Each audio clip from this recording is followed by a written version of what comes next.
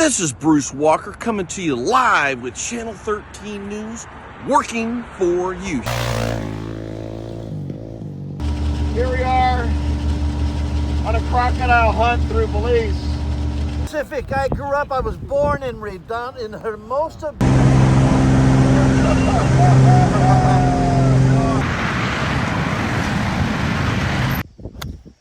Whoa! Whoa.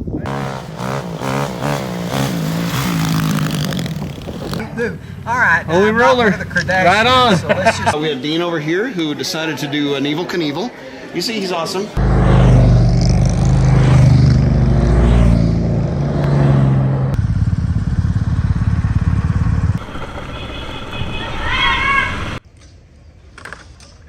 Oh! We know each other and we all have the same goal.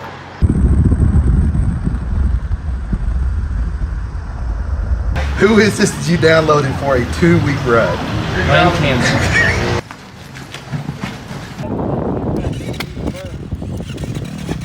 Well, you are doing a good job of fertilizing the backyard, and we greatly appreciate that.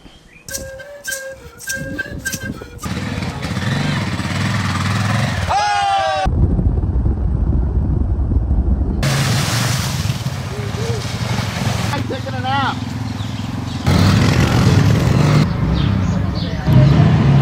Did you just ride your dirt bike to Mexico? To the beach in Mexico. To the beach in And Mexico. tomorrow morning before we leave here, Jeff is riding his dirt bike on the beach. On the beach. It's time for the big show.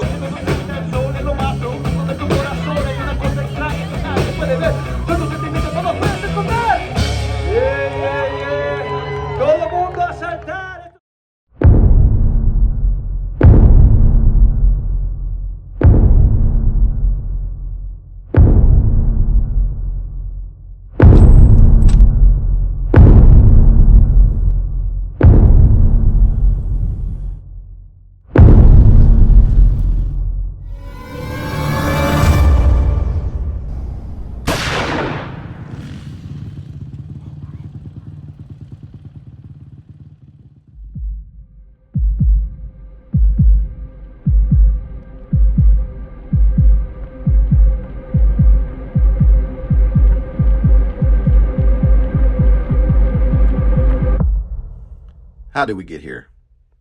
You see, this individual has completely transformed the way new churches are built and funded around the world. However, the risky methods he's chosen to raise money have led to serious consequences, both for him and others who have followed these extreme ideals.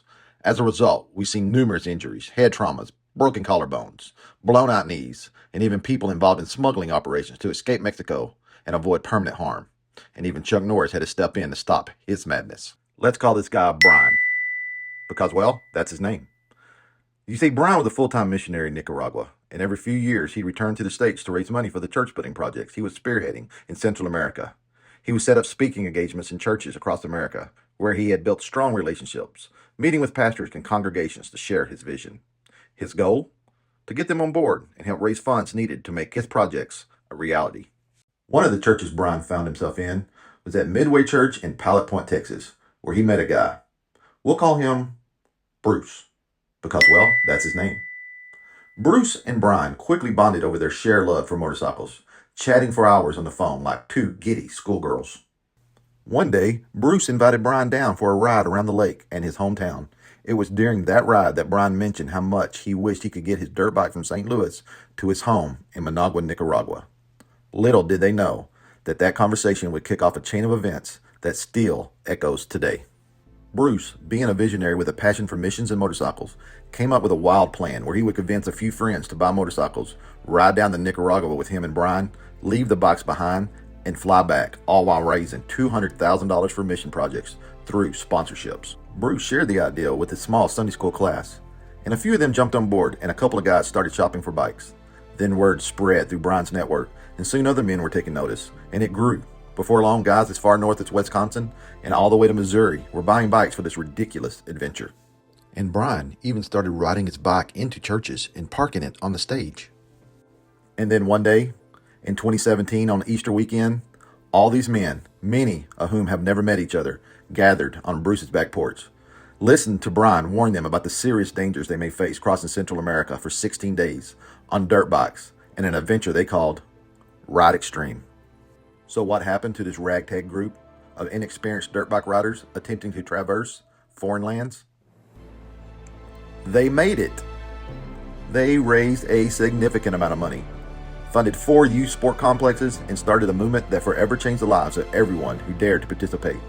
Since then, the group has raised millions through Ride Extreme events, tackling challenges like riding the length of Baja California, conquering the Great Smoky Mountains, competing in the Cannonball Extreme from Dallas, Texas to San Diego, California, and now gearing up for the 2025 ride from Colorado to Oregon on the Trans-American Trail.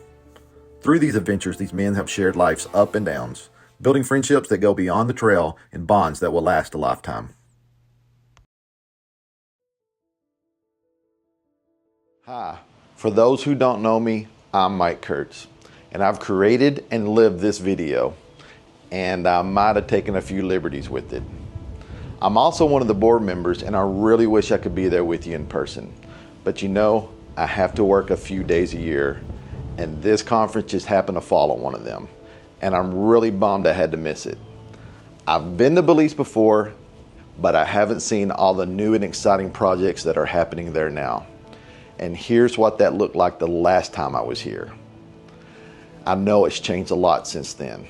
Tonight, we wanted to talk a bit about taking Trailhead to the next level, specifically when it comes to showcasing everything we offer through engaging media.